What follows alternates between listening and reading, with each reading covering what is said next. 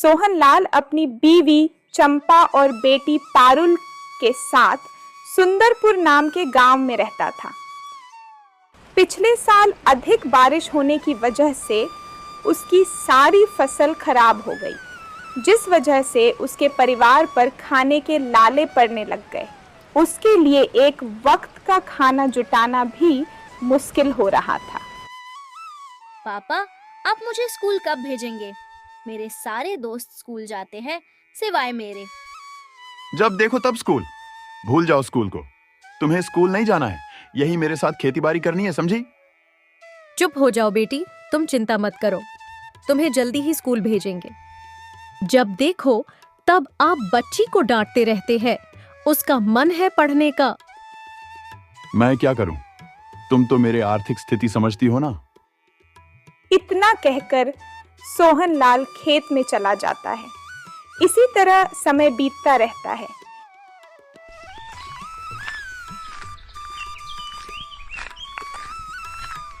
एक दिन उनके घर में एक साधु जा पहुंचते हैं।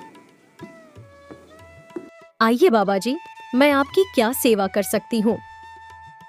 बेटी, मैं कई दिन से भूखा हूँ, मुझे कुछ खाना हो तो खिला दो। चंपा पड़ोसी के घर से खाना लाकर बाबा जी को परोसती है। खाना खाते समय बाबा जी की नजर उनकी बेटी पर पड़ती है। तभी वे उससे पूछते हैं, बेटी, तुम्हें पढ़ाई लिखाई आती है? बाबा जी, हम बड़े मुश्किल में हैं। मुश्किल से 2 वक्त का खाना जूता पाते हैं और मेरे पति की भी आर्थिक स्थिति ठीक नहीं है। बाबा जी उनकी बात सुनकर चुप रहते हैं और जाते समय किसान की पत्नी को अपने सामान में से अनाज की एक छोटी सी पोटली थमाकर बोलते हैं, जब मैं संन्यास पूरा करके लौटूंगा तब तुम मुझे ये पोटली देना। मेरे आने तक यह अनाज की पोटली तुम अपने पास संभाल कर रखना।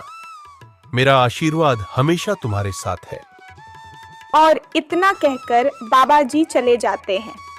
चंपा बाबा जी के उस पोटली को देने के पीछे का अर्थ नहीं समझ पाती है।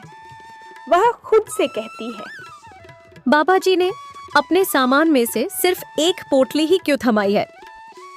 अगले दिन सोहनलाल अपनी पत्नी से कहता है, इस साल फसल बोने के लिए हमारे पास कुछ भी नहीं है, आखिर हम करें तो क्या करें? किसान और उसकी पत्नी काफी दुविधा में थे। जब उनकी फसल ही नहीं होगी तो अपनी बच्ची की पढ़ाई वह कैसे करवाएंगे? एक दिन आसमान के काले घने बादलों को देखकर सोहनलाल काफी खुश हो जाता है। तभी उसकी बीवी उसको याद दिलाती है कि बाबा जी ने उसे एक पोटली दी थी। अजी सुनो, बाबा जी ने हमें एक पोटली दी थी रखने के लिए। मुझे लगता है कि उसमें अनाज होगा। चंपा झट से उस पोटली को ले आती है। बाबा जी के आने तक तो फसल तैयार हो ही जाएगी। फिर जब वे आएंगे तब हम उन्हें उनकी पोटली का अनाज दुगना कर लौटा देंगे। ठीक है भाग्यवान।